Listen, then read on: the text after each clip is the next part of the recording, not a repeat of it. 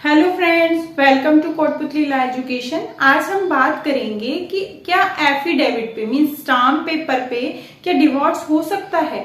क्या पंचायत द्वारा mutual consent से किया गया जो डाइवोर्स होता है क्या वो वैलिड है। ये सब चीजों के बारे में बात करेंगे क्योंकि ऐसे बहुत सारे क्वेश्चंस भी आ रहे थे।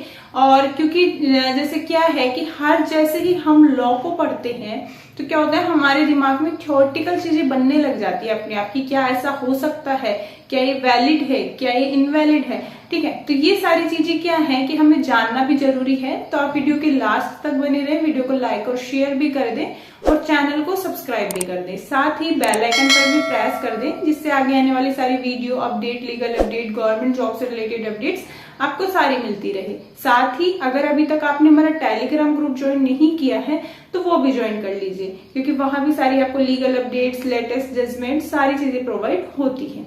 तो चलिए अभी हम जो हमारा टॉपिक है आज का कि पहले दो टॉपिक्स हैं हमारे पास। ठीक है, तो हम फर्स्ट टॉपिक है कि स्टाम्प पे मींस एफिडेविट पे क्या आपका डाइवोर्स वैलिड है। पंचायत द्वारा जो डाइवोर्स किया जाता है, ठीक है, तो क्या वो वैलिड है। तो इन दोनों का जो आंसर है वो एक ही आंसर है, तो दोनों को साथ में पढ़ेंगे। तो इन दोनों को साइड करके पहले समझते हैं डिवोर्स के बारे में। देखो, हिंदू विधि में, मुस्लिम विधि में कहीं भी जो डाइवोर्स दे रखा है आपका, उसमें क्या है, सीधी सी बात है कि जो आपका डाइवोर्स होता है वो अपने अपने एक्ट्स को सेपरेट करता है। अगर हम हिंदू लॉ की बात करें तो वो मैरिज एक्ट है आपका, उसके अंदर सेक्शन 13 के अंदर डाइवोर्स के बारे में बता रखा है कि डाइवोर्स किस किस तरीके से हो सकता है। ठीक है, तो जो डाइवोर्स है आपका उसका क्या है, जो 13 में है उसमें 2 पार्ट्स दे रखे हैं आपके कि एक तो आपका म्यूचुअल कंसेंट से कि पति और पत्नी है वो आपसी सहमति से कि हम आगे साथ नहीं रहना चाहते हैं तो आप अपना डाइवोर्स ले लेते हैं और हम अलग हो जाते हैं। तो उसके लिए वो लोग क्या करते हैं, कोर्ट में एक पिटीशन फाइल करते हैं, एक एप्लीकेशन फाइल करेंगे।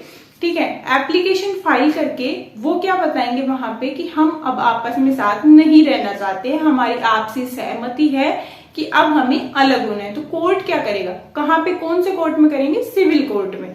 ठीक है, तो सिविल कोर्ट क्या करता है, उनको 6 मंथ का टाइम देगा कि ठीक है कोई बात नहीं, आप नहीं रहना चाहते मत रहिए, पर 6 मंथ के लिए हमारे कहने पे आप दोनों साथ रह लीजिए, सोच लीजिए, समझ लीजिए। क्योंकि कोर्ट भी नहीं चाहता कि किसी का घर खराब हो, कि कोई आपस में अलग हो। वो चाहते हैं कि कोई बात नहीं, 6 मंथ आप साथ रह लें।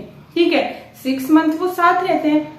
अगर उनको लगता है कि ठीक है आगे हमें साथ रहना चाहिए तो वो वहां पे क्या करेंगे, कोर्ट में जाके बता देंगे कि अब हमें साथ रहना है, तो इस एप्लीकेशन को आप निरस्त कर दीजिए। ठीक है, अगर आपको नहीं रहना है साथ, 6 मंथ में भी लगता है कि नहीं हम एडजस्ट नहीं कर पाएंगे आगे, तो कोर्ट में जाइए, वो वहां पे क्या करेंगे, एक डिक्री दे देंगे आपको कि अब आपका डिवोर्स हो गया है, अब आप सेकंड मैरिज कर सकते हो। ठीक है, फर्स्ट मैरिज आपके लिए डाइवोर्स होके अलग हो गई, अब आप सेकंड मैरिज जो होगी आपकी वो वैलिड होगी। ठीक है, अब आती है दूसरी बात कि अगर म्यूचुअल कंसेंट के अलावा सिंगल पार्टी लेना चाहती है डाइवोर्स, मान लीजिए कि पत्नी चाहती है कि मैं अपने पति से डाइवोर्स लूं, जबकि पति नहीं चाहता कि वो डाइवोर्स दे, वो चाहता है कि वो साथ ही रहे, तो कोर्ट में क्या एक पिटीशन फाइल होगी। ठीक है, कौन करेगा, पत्नी करेगी। ठीक है, अब ये यहां से समझेंगे। देखिए, सिंगल पार्टी क्या करेगी कि जो एक पिटीशन फाइल करेगी सिविल कोर्ट में नोटिस के द्वारा। ठीक है, उस जो दूसरी पार्टी मीन्स पति को बुलाया जाएगा, दोनों की सुनवाई होगी, हियरिंग होगी।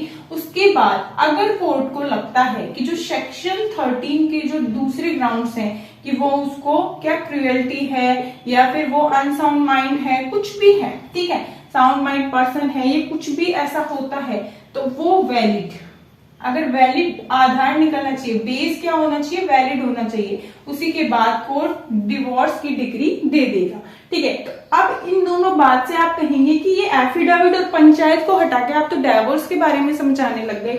अब समझिए कि यहाँ पे दोनों में क्या आया, सिविल कोर्ट।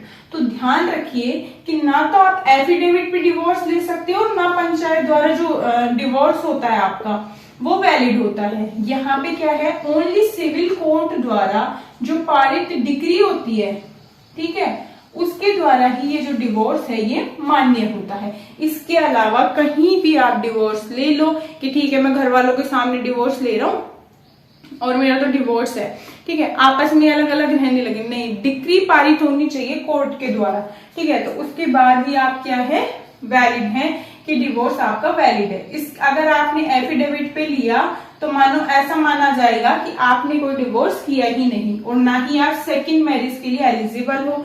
और साथ ही में अगर आप पंचायत समिति द्वारा, पंचायत मान लो पंचायत है बैठी और आपने डिवोर्स बोला कि ठीक है हम डिवोर्स के लिए आपको अलग अलग करते हैं, पंचायत द्वारा ये निर्णय लिया गया, तो भी आप वैलिडेशन नहीं है कि आप सेकंड मैरिज कर सकते हैं क्योंकि वो डिवोर्स हुआ ही नहीं है। ओनली सिविल कोर्ट के द्वारा ही जो डिवोर्स है वो मान्य होता है। तो आगे भी ऐसी अपडेट्स के लिए आप हमारे चैनल के साथ बने रहिए।